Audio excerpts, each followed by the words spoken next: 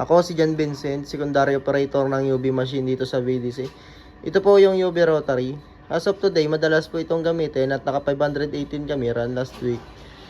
At ito po ay bihira lang din po magpahinga. At sa consumable naman po is wala naman po kaming na-consume.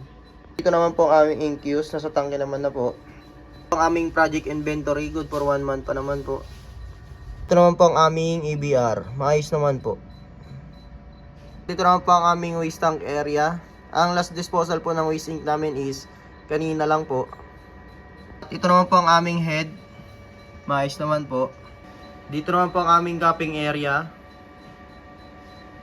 Ganito naman po mag nozzle check.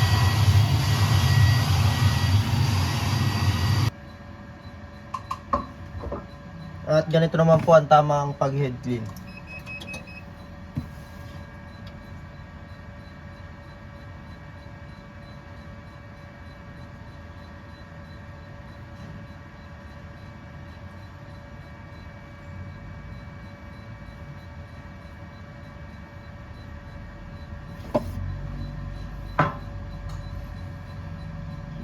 At sa PC naman po namin, yung hard disk level ng C ay tama lang naman po. At sa may 80% updated antivirus po siya, USB blocker para iwas virus.